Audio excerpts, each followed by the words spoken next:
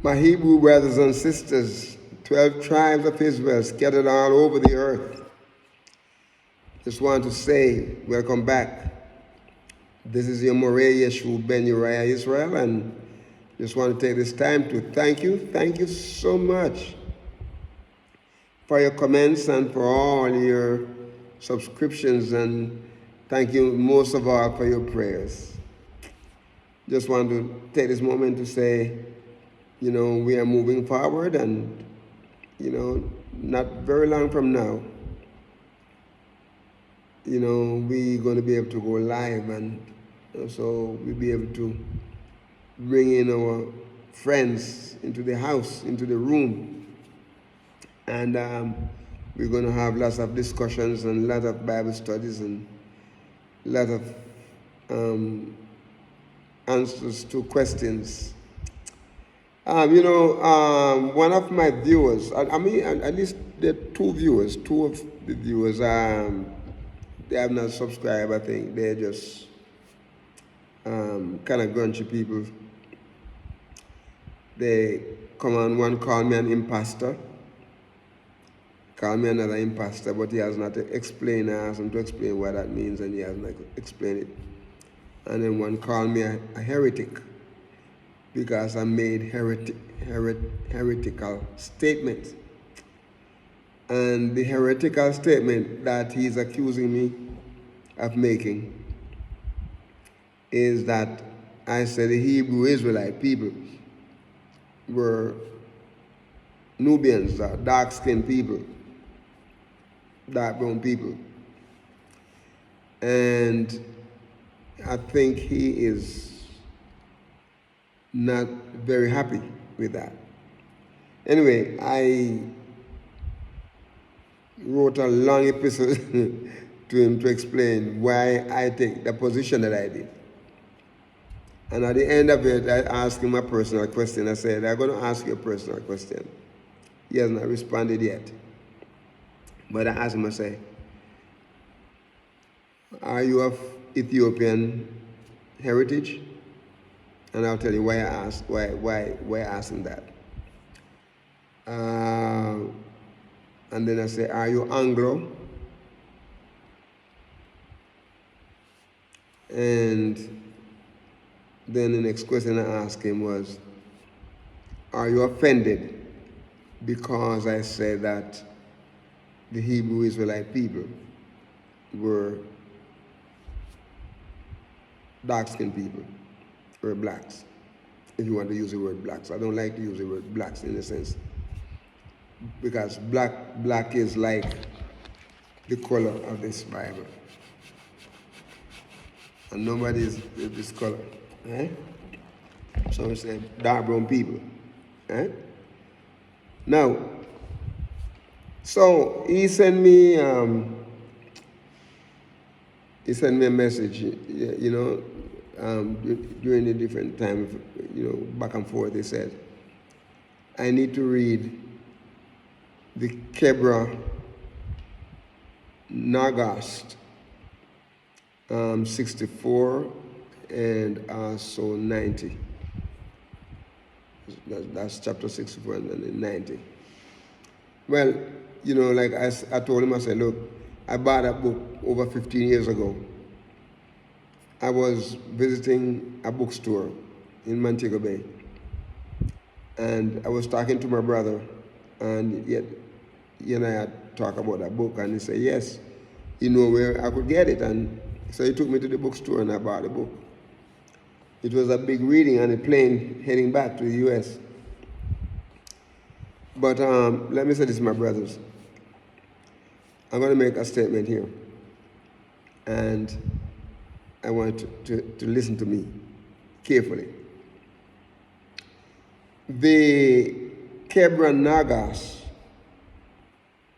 is considered a sacred text among the Ethiopian people, and especially among the people of the Ethiopian Orthodox Church.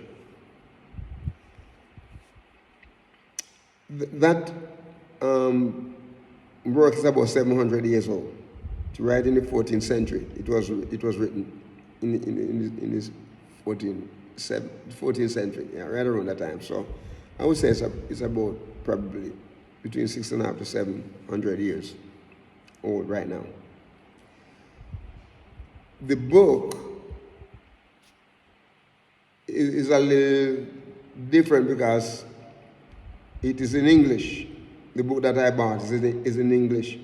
There are a few Amharic and a few Arabic words and then gaze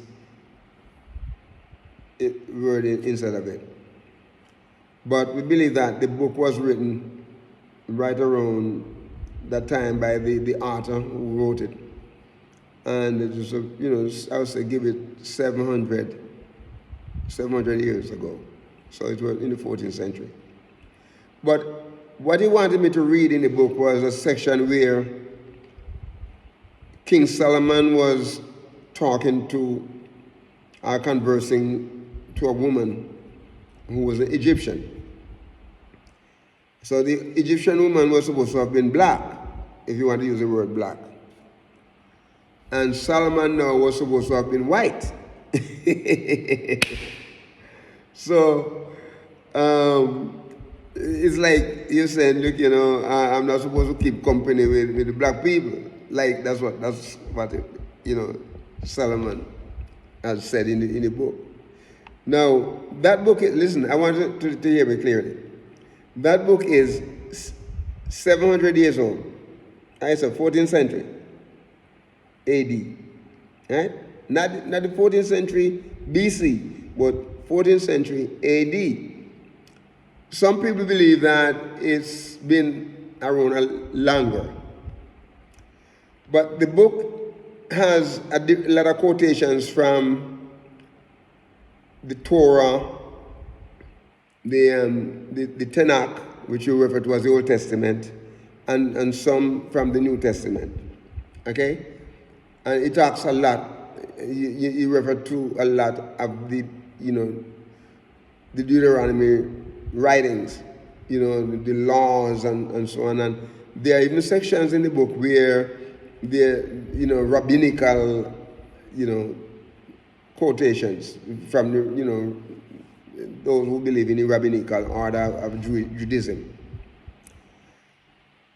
But when I compare that with the scripture, so we see that the book was not a revelation given to the person who wrote it. He did a lot of quotations from the original scripture.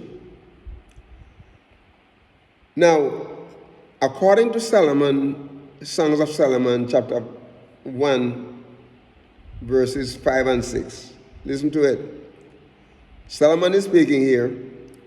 He said, I am black, but comely. In other words, I am black, but I am handsome. O ye daughters of Jerusalem, he said, as the tent of Kedar, as the curtains of Solomon. In verse 6, look not upon me because I am black, because the sun had looked upon me, my mother's children were angry with me. They made me the keepers of the vineyards, but mine own vineyards have I not kept. All right. So what we're saying here now,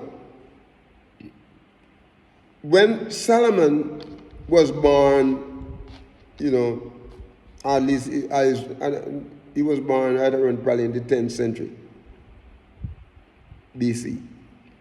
But when Solomon was ruling, it was between 960 to 922 BC. That, remember that in the ancient time, the date starts at top and then it works down backward. Okay, it works backward. Like our system is like we start from 1 going up to 2. the old system is like you start from 6 coming down, or coming down to 1. That's how it works. That's how the date was.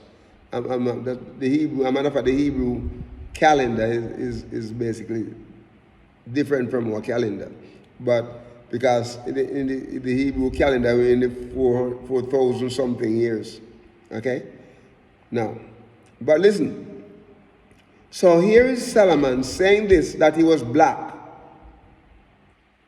in 960 to 922. Those are the time when he ruled. So he spoke those words while he was king. Here is a man writing a book, quoting from other, sacred writings, and saying that Solomon was white, or because Solomon talked about the woman with the black face, so the Egyptians have black face and they're supposed to keep company, like, to have relationship with them and things like that. I should marry into that blackness. Well, look here. Solomon did marry into a concubine, one of the king of one of the Pharaoh's daughter became his wife or his concubine. Okay? So Solomon said way back that he was black. Now here this young man is telling me that I must look at that, because based on what is said, based on what the Kebra, book said, the Kebra Nagast, Kebra, Kebra, and then Nagast,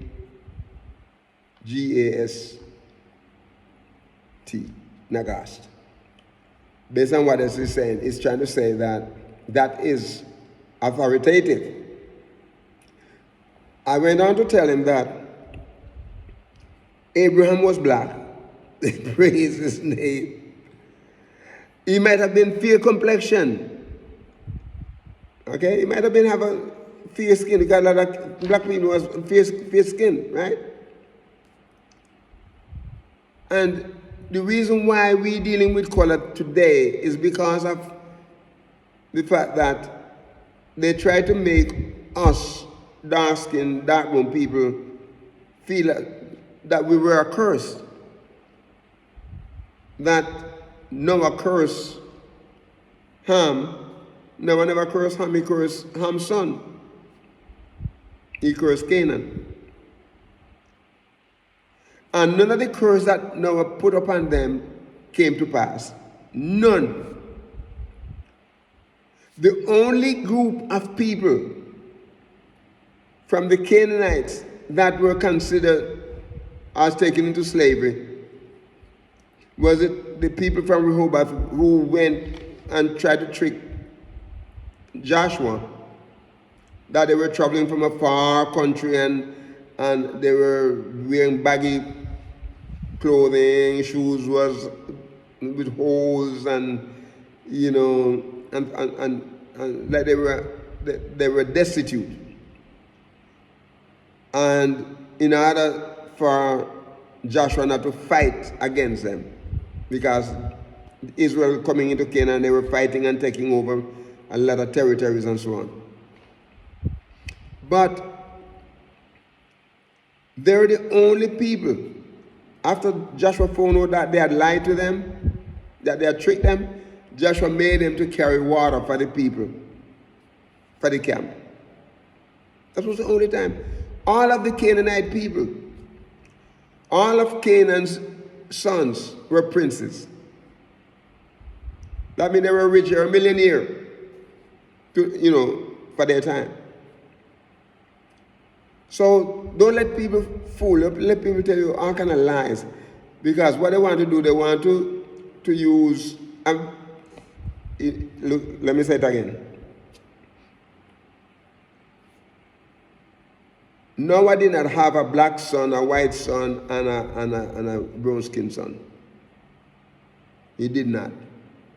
Based on the scripture, there were one people until those who sin against Yahweh, the curse that came upon them was leprosy. And the leprosy was not necessarily leprosy with sores. It was like what we call vitiligo. And we know that Noah was fair-skinned, he was mulatto. We know that. My time is gone. But my brothers and my sisters, let me say this. Don't let anybody take your joy. Be a blessing today and walk with the King. Shalom.